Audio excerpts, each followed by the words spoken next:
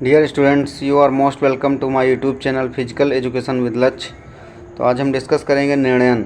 इससे पहले आप हमारे चैनल को सब्सक्राइब कर लीजिए और बेल आइकन को प्रेस कर दीजिए, जिससे कोई भी वीडियो अपलोड हो तो उसका नोटिफिकेशन आप तक पहुंच सके, और अपने फ्रेंड्स में शेयर कर दीजिए जिससे कि सभी को इसका लाभ मिल सके। तो देखते हैं निर्णयन क्या होता है।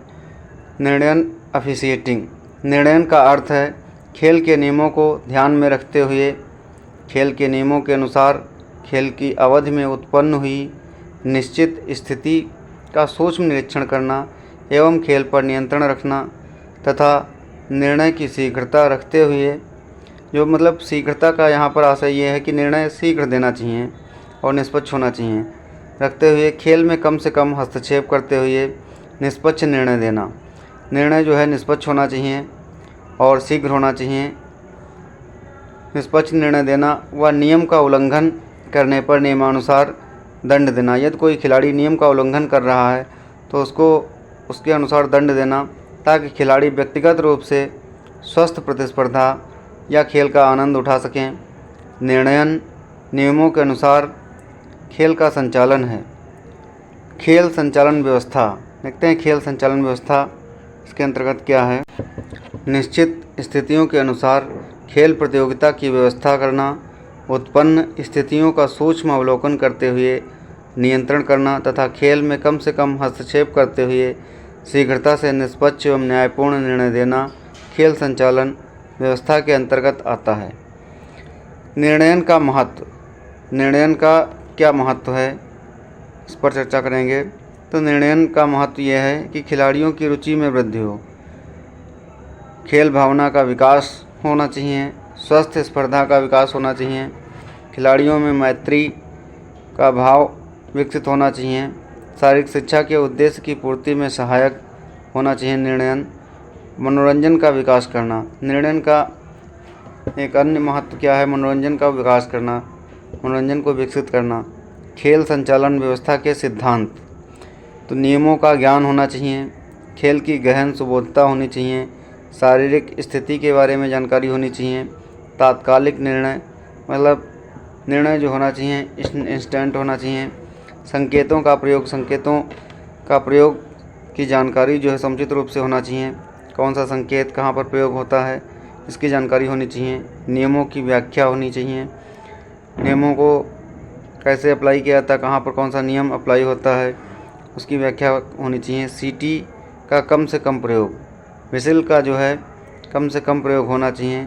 सुदृढ़ खेल संचालन और अच्छी प्रकार से सुदृढ़ खेल संचालन होना चाहिए। एंडियाटिज नियमों का प्रयोग। निर्णायक की मुख्य व्यवहारिक विशेषताएं। निर्णायक की व्यवहारिक विशेषताएं क्या होनी चाहिए। निर्णायकों का आपसी तालमेल अच्छा होना चाहिए। निर्णायकों का आयोजकों के प्रति व्यवहार अच्छा होना चाहिए। जो गेम्स को आयोजित करा रहे हैं या कंपटीशन को आयोजित करा रहे हैं उनसे अच्छा व्यवहार होना चाहिए। दलों के अधिशिक्षकों, प्रशिक्षकों एवं व्यवस्थापकों से अच्छे संबंध होने चाहिए। स्वयं पर नियंत्रण अच्छा होना चाहिए। दर्शकों के साथ व्यवहार अच्छा होना चाहिए और नियमों का पूर्ण ज्ञान होना चाहिए। निर्णयन अधिकारी के कर्तव्य।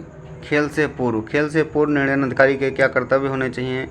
तो खेल से पहले सभी अधिकारियों की एक सभा आयोजित कर आपस में एक दूसरे से परिचित कराना चाहिए। नियमों की चर्चा पर, नए नियम खेल में शुरू हुए हों तो उस पर चर्चा करनी चाहिए। यदि किसी भी खेल में कोई नया नियम आया है तो उस पर चर्चा कर लेनी चाहिए। प्रशिक्षकों की सभा आयोजित कर खेल संबंधी सूचना देना चाहिए। प्रशिक्षकों की एक सभा आयोजित करनी चाहिए और खेल संबंधी जो भी सूचनाएं हों उनकी सूचना देनी चाहिए। खेल के मैदान तथा साधनों की जांच करना। खेल के मैदान और उसके साधन क्या उनकी जांच कर लेनी चाहिए। खेल के मैदानों तथा साधनों की जांच करना। स्कोर शीट पर खिलाड़ियों के नाम दर्ज करना। जो स्कोर शीट होती है उस पर खिलाड़ियों के नाम दर्ज करने चाहिए।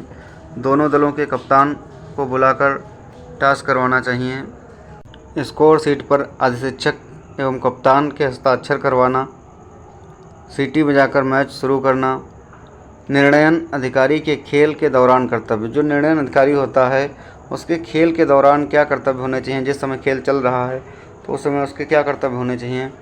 खेल में उत्पन्न स्थितियों पर नियंत्रण करना चाहिए उसका कर्तव्य ये होना चाहिए कि खेल में अगर कोई परिस्थिति उत्पन्न हो रही है तो उस पर नियंत्रण करना चाहिए। निष्पक्ष तथा सही निर्णय देना, खेल में कम से कम हस्तक्षेप करना, अन्य खेल अधिकारियों के साथ सहयोग उसका होना चाहिए, स्कोर शीट ढंग से भरना और सही संकेतों का प्रयोग करना होना चाहिए, खेलों को सुचारू रूप से चलाना, निर्णय शीघ्रता तथा दृढ़ता से देना चाहिए।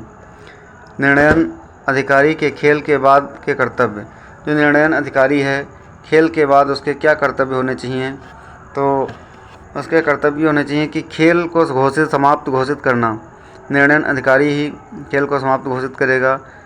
स्कोर शीट का निरीक्षण करके हस्ताक्षर करना, स्कोर शीट का निरीक्षण करके कर लेना चाहिए और उस पर हस्ताक्षर कर लेने चाहिए। टीमों के परिणामों की घोषणा करना निर्णयन अधिकारी का कर्तव्य होता है। दोनों टीमों के कप्तानों का स्कोर शीट पर हस्ताक्षर करवाना। जो अगर 2 टीमें होती हैं, दोनों टीम के कप्तानों के स्कोर शीट पर हस्ताक्षर करवाने चाहिए। खेल अधिकारियों की सभा बुलवाना, खेल अधिकारियों की सभा बुलवानी चाहिए। खेल अधिकारियों को प्रमाण पत्र देना, तो खेल अधिकारियों को प्रमाण पत्र देना चाहिए। सभी उपकरणों तथा साधनों को प्रबंधक को सौंपना। जो प्रबंधक हो उसको जो भी उपकरण प्रयोग हुए हैं उनको सबको प्रबंधक को सौंप देना चाहिए। किसी खिलाड़ी द्वारा खेल के दौरान निर्णायकों से किए गए दुर्व्यवहार की रिपोर्ट करना।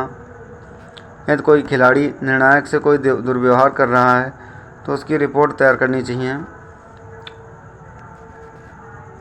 इस प्रकार से ये निर्णयन कंप्लीट हुआ और thank you for watching my video.